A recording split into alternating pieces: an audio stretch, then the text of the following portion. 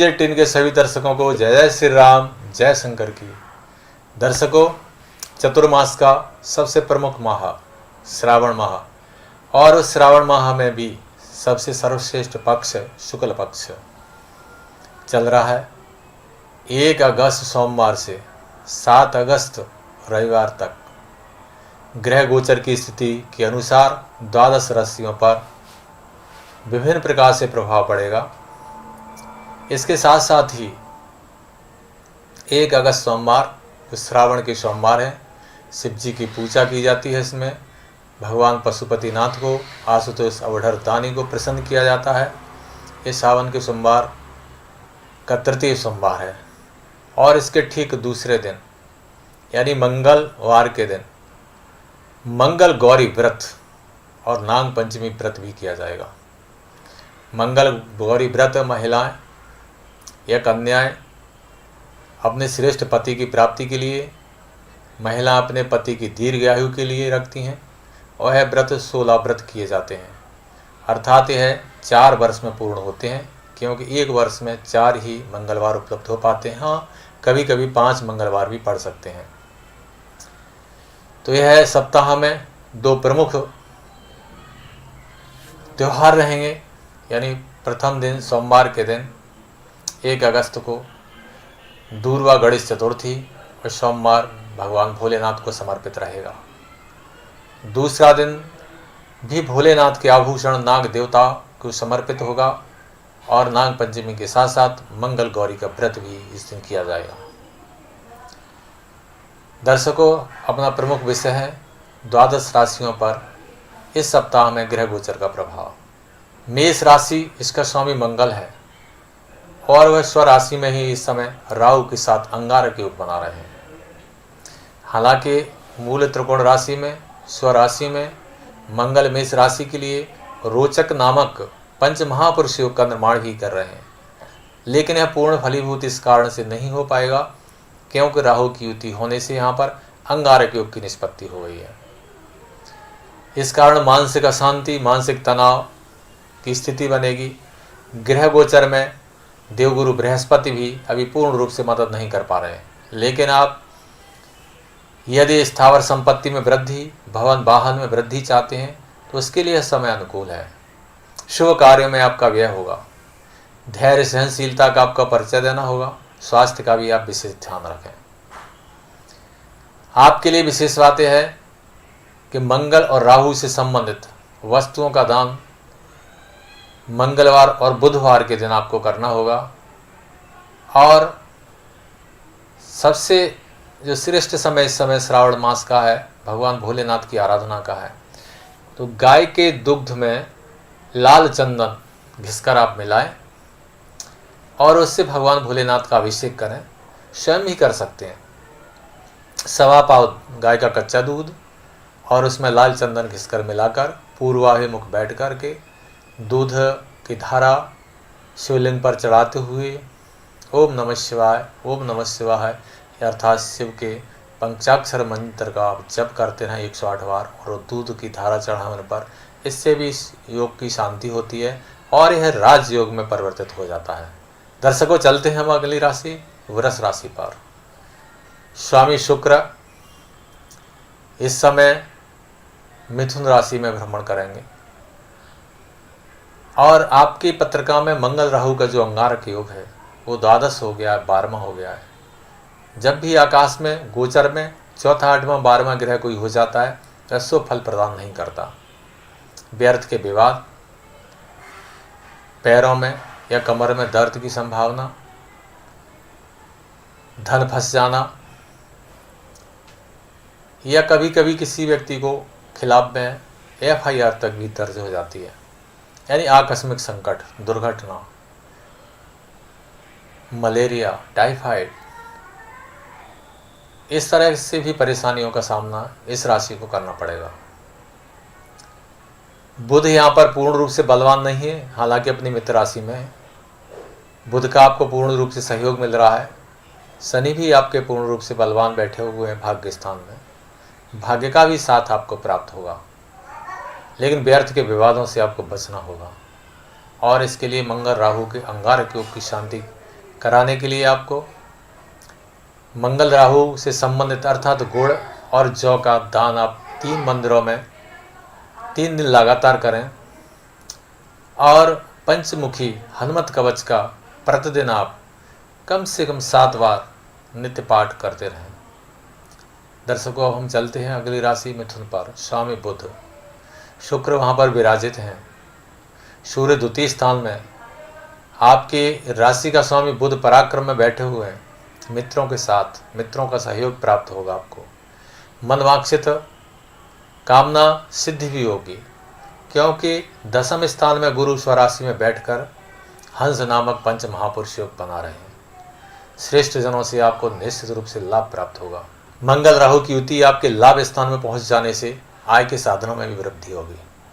शनि की ढैया पुनः प्रारंभ हो चुकी है। बकरी शनि ग्रह मंडल में आपके चल रहे हैं मकर राशि पर, इसलिए भाग्य का थोड़ा सा साथ कम जोर हो जाएगा। इसमें वृद्धि करने के लिए दशरथ कृत शनि स्त्रोत का नित्य 3 बार आपको पाठ करते रहना होगा। दर्शकों, भक्त चक्र की अगली राशि है करक।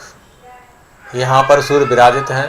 मंगल 10वें स्थान में कुल दीपक योग के साथ साथ अंगारक योग एवं रोचक नामक पंच महापुरुष योग भी बना रहे हैं और 2 महापुरुष योग बन रहे हैं। दूसरा महापुरुष योग आपके 7वें स्थान में शनिश्वर क्षेत्रीय होकर बैठकर शश नामक पंच महापुरुष योग बना रहे हैं।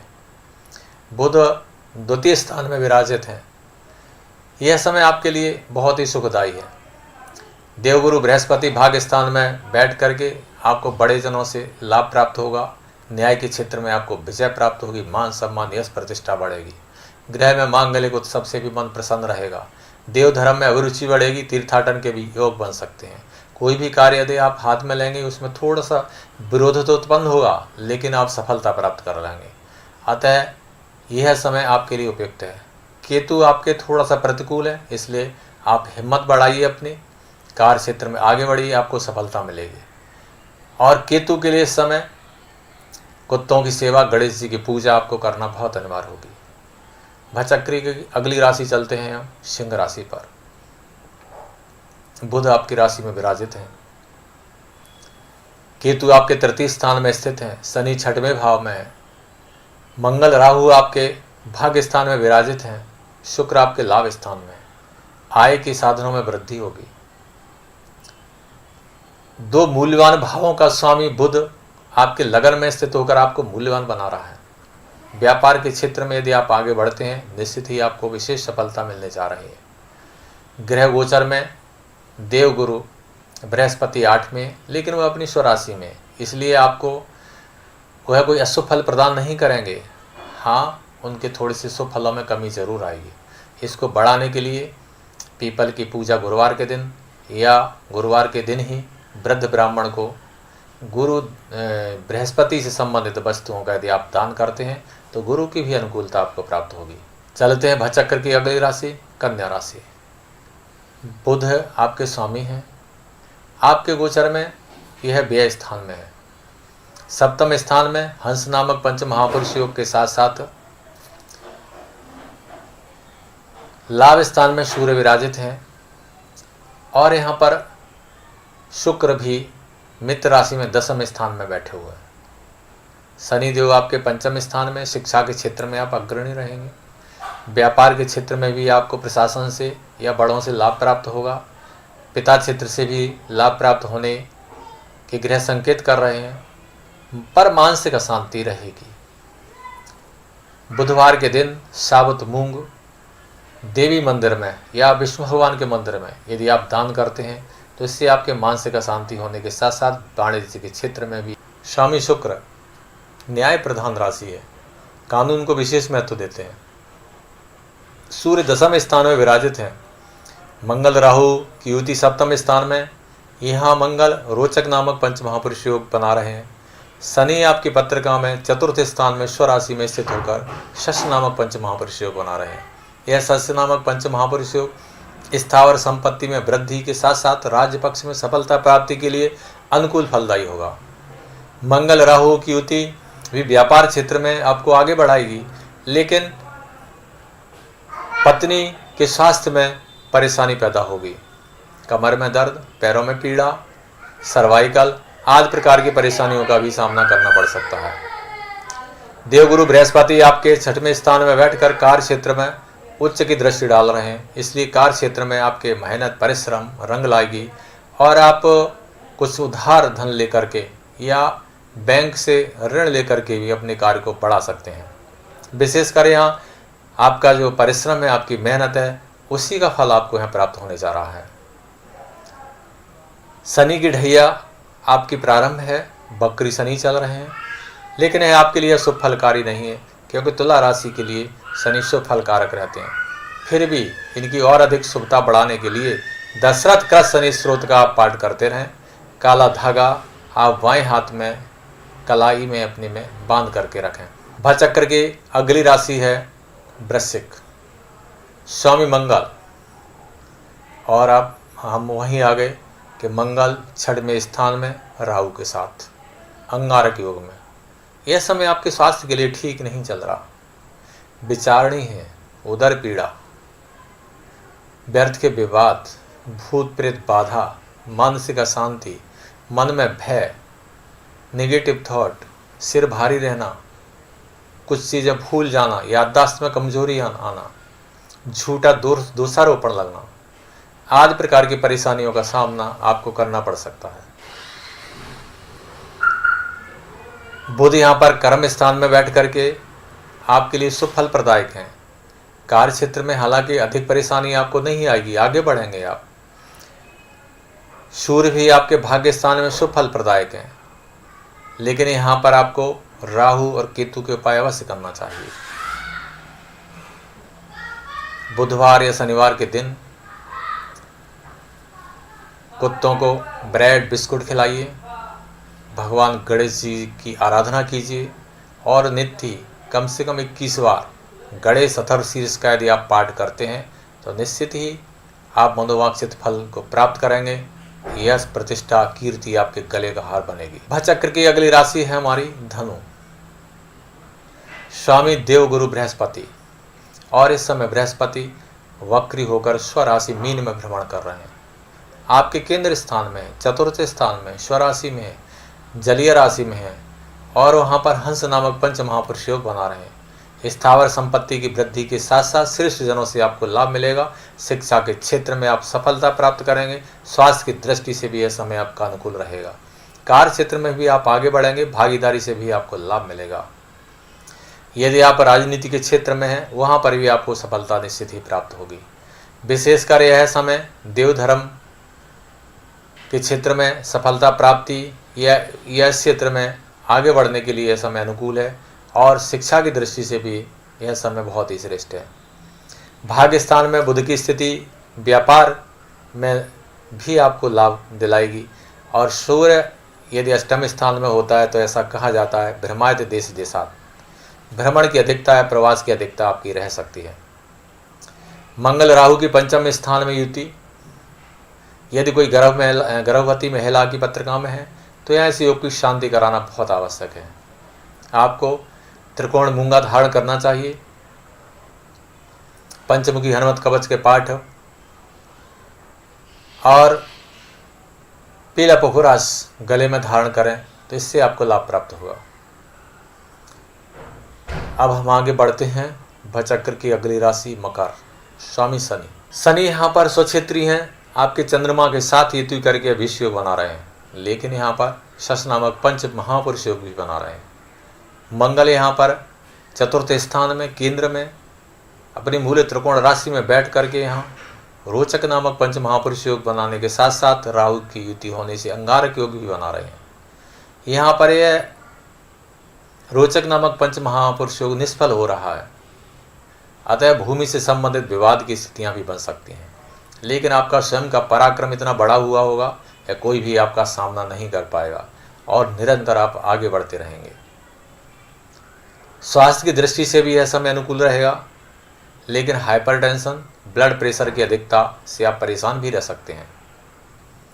केतु आपके कार्य क्षेत्र में आगे बढ़ने के लिए आपका सहयोग कर रहे हैं। पंचम स्थान की भी स्थिति अनुकूल है, संतान से भी आपको सहयोग की प्राप्ति होगी या संतान की प्रगति से भी आप प्रसन्न रहेंगे। शिक्षा के क्षेत्र में भी आप अग्रणी बनेंगे। स्वयं के पराक्रम से आप अपना भाग्य का निर्माण कर रहे हैं। मित्रों से भी आपको यहाँ पर पूर्ण सहयोग प्राप्त होगा।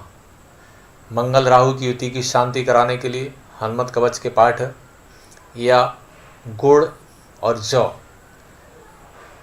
का 3 दिन मंगल, बुधवार, गुरुवार किसी धर्म स्थान में दान करने से आपको निश्चित ही लाभ प्राप्त होगा।